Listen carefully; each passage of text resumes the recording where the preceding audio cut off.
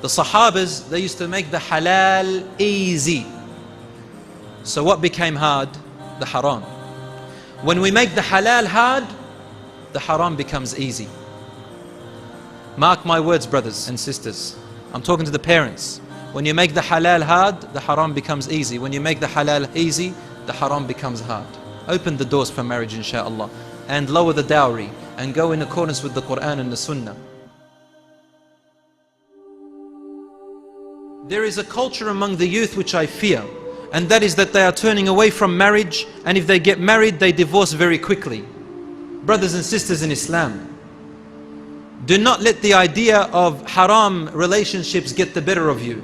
A lot of youth, they come to me and they say, brother, I want to get married, but I need to get to know the girl. And the girl says, I need to get to know the guy. How am I meant to get to know them if I don't go out with them? If I don't have coffee together? Like the West teaches. Brothers and sisters, let me inform you about something very important. You will never know your future wife or your future husband if you just go out together. You'll never know them. Take it from a person who's lived in a country where people do this all the time. Because when you go out together, you are on your best behavior. You are on your best looks, the best cologne. The CK perfume is on you, and she's got Versace, and she's come out ready to meet you. She's probably looked at the mirror and spent about half an hour practicing how to talk to you. And you as well, looking at every little hair on your forehead, every little hair on your cheek. This all fades away within about 6 months of your marriage. The only thing that's left is the character. You will never know the true character of this person until you meet them in their home. You go the Islamic way, and you go and ask for their hand in marriage through their father first. A lot of youth, they come to me and they say, I need to get to know the girl first. And subhanAllah, how quick they are to jump on where? Where did I jump on to get to know them? The internet. And messaging, text. They start conversing. Are you interested in marriage? She's on the other side. She's got a username first, right? Let's chat. How did you know I was a sister? Oh, I looked at your profile and you had some really good, I'm interested in that too. And let's get into this conversation. And comes up to me and says, brother, it's in the interest of marriage. My intentions are pure. Your intentions are pure? You're doing this for Allah subhanahu wa ta'ala, but you're doing it your way? What do you think? You're making up your own religion now.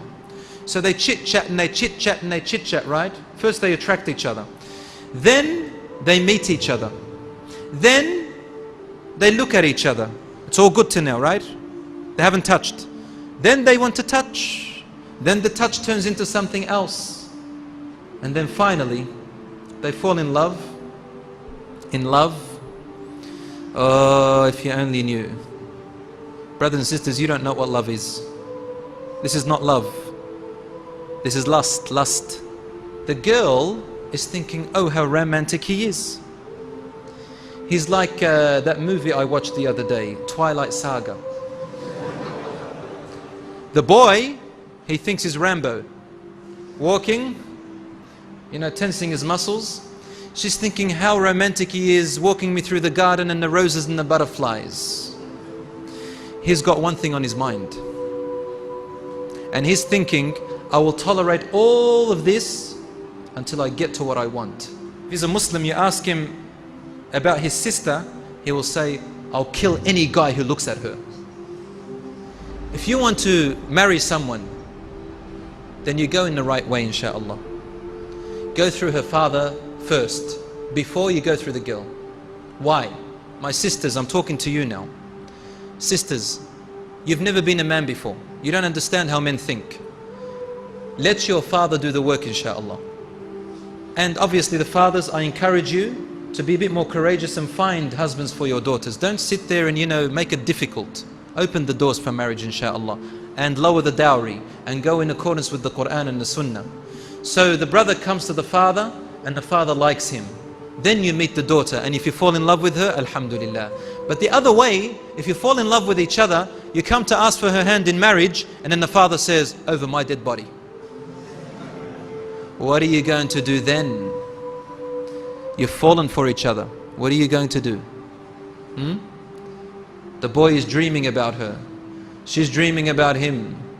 He's the love of her life. She's the love of his life. That's what the shaitan tells you.